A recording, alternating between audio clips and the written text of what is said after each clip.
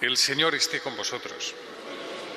Lectura del Santo Evangelio según San Lucas. En aquel tiempo, al salir Jesús de la sinagoga, entró en casa de Simón. La suegra de Simón estaba con fiebre muy alta y le pidieron que hiciera algo por ella. Él de pie a su lado increpó a la fiebre y se le pasó. Ella, levantándose enseguida, se puso a servirles.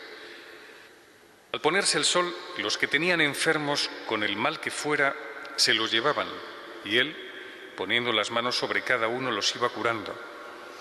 De muchos de ellos salían también demonios que gritaban: «Tú eres el Hijo de Dios». Los increpaba y no les dejaba hablar, porque sabían que él era el Mesías. Al hacerse de día, salió a un lugar solitario.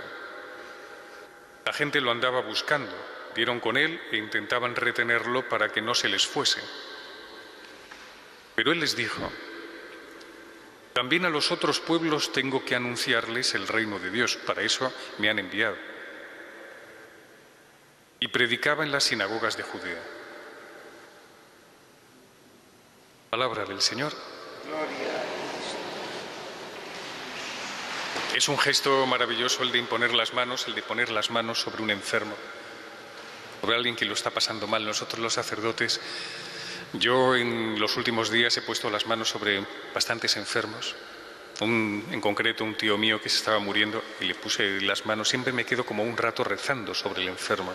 Y poner las manos es un gesto muy sacerdotal, como de intermediación entre Dios y la persona que lo está pasando mal, que está sufriendo, ¿no? Es en ese momento que es como las madres cuando despiden a sus hijos y hacen la señal de la cruz, ¿no? Son gestos como de intermediación, ¿no? Siempre le pido al Señor: Señor, haz con esta persona lo que tú veas más oportuno. Vas a llevártela al más allá, pues adelante, ¿no? Para que esté preparada por dentro, en paz, con el sosiego de una vida pues ya terminada, el punto final, el final de la película de cada uno, ¿no? De la historia personal. O manténla, si quieres, con vida durante más tiempo, pero con salud, etcétera, ¿no? Es un momento de mucha conversación con el Señor. Y es curioso en el Evangelio de hoy cómo el Señor, esto es increíble. El Señor tanto resucita un muerto como cura una fiebre. Quiero decir, el Señor, delante de todo el mundo, delante de todos los que se habían reunido en torno a la tumba de Lázaro, les dice: «Lázaro, levántate y anda». Y menudo milagrazo, claro, es un espectáculo. O sea, además del milagro, es que es un espectáculo público, porque todo el mundo se quedó trastornado y desde ese momento muchos se acercaron a él y otros ya querían condenarlo y decían: «Este se nos va de las manos porque tiene un poder que no sabemos de dónde viene». Pero de repente la suegra de Pedro estaba allí, la pobre, con fiebre, y le dicen: «Mira a ver si puedes hacer algo». O sea, se lo dicen casi como si fuera, no un curandero, pero mira a ver por dónde puedes entrar. Entonces el Señor la cura a una persona que tiene fiebre. Es decir, el Señor está atento al dolor de cada uno. Uno necesitaba la resurrección, el otro necesitaba una cura.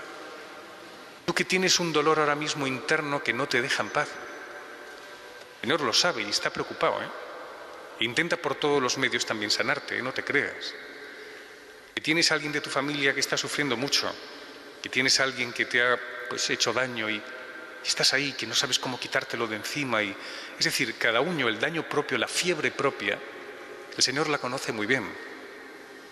Por eso, como decía San Agustín, como nos es más íntimo que nuestra propia intimidad, no solo conoce el dolor desde fuera, conoce el dolor sufriendo.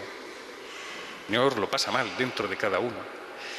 Pero claro, ¿cuál es la voluntad de Dios? La voluntad de Dios es que no paremos nosotros de amar a los demás y dar cariño y de curar la fiebre de los demás como el Señor lo hacía. Esa es la voluntad de Dios. O sea, cuando pensemos siempre en cuál es la voluntad de Dios sobre mi vida, piensa: ¿a cuántas personas me tengo yo que dar? ¿Cuántas personas me tengo que dar? A los enfermos, ancianos, a la gente que tengo muy cerca, a ese amigo que lo está pasando muy mal, al que no tiene trabajo y necesita encontrar trabajo, yo me tengo que entregar. Al que acaba de pasar por una depresión de caballo y necesita el consuelo del silencio. Aquella persona que está deseando hacer un viaje y que tú le puedes aportar algo para animarla, o a esa persona que necesita tal cosa y le haces el regalo. ¿Cuánto estás dispuesto para darte? Porque así es como te conviertes en hijo de Dios. Que el Señor se pasó toda su vida haciendo el bien, que es regalándose. Ahora es curioso, desde el momento en que Dios instituye la Iglesia, no puede hacer nada sin nosotros. Sin el hombre, Dios no puede. Por eso le somos tan importantes, ¿no? ¿Os acordáis del buen samaritano? Después de que él cuenta la historia, el cuento del buen samaritano, le dice a uno: anda y haz tú lo mismo. O sea, ponte en el lugar del samaritano, que soy yo, y ponte a curar a los demás. Es decir, si estamos en la vida para algo, que mucha gente se plantea, el otro día le decía, un joven me comentaba, es que yo sé que tengo que hacer algo en la vida, o sea, tengo que hacer algo. Evidentemente, da lo mejor de ti, entrégate a los demás. Da igual cómo lo hagas, pero entrégate, date. Esa es la vocación. Mucho antes que el matrimonio, mucho antes de la vocación sacerdotal, es la entrega de uno mismo. Y cuando uno se entrega, descubre cuál es la vocación primigenia que uno tiene. Por eso los hospitalarios, los Camilos, la gente que se dedica a los enfermos, la Madre Teresa, estaban siempre entregándose, dándose, ¿no? Y se puede uno entregar de muchas maneras, porque el Señor también escuchaba mucho a los demás, a la gente. Hay una poetisa rusa que en el año 17, ¿os acordáis que en 1917 ocurrió pues la gran revolución rusa, que fue un desastre, o sea, un desastre para aquellos hombres que la padecieron y para la humanidad, porque trajo también muchos desvelos, muchos horrores, millones de personas que fallecieron, que perdieron sus familias, un horror, ¿no? Entonces, en el 1917 ella escribe unos poemas, porque ella era muy culta, ella estaba muy bien formada, y de repente decía: lo único que me alivia ahora es la palabra, es la conversación con alguien. Pero aquí solamente tenemos un plato único, como decía ella, el plato único soviético, ¿no? Yo necesito una palabra, no solamente comida. La gente no necesita solamente que les demos de comer, que les lancemos desde un helicóptero comida. No. La gente necesita el sosiego de la penetración del trato. ¿Ah? La única manera de entendernos mutuamente, ¿no? Por eso hay una cosa que hacemos con frecuencia que se llama visitar.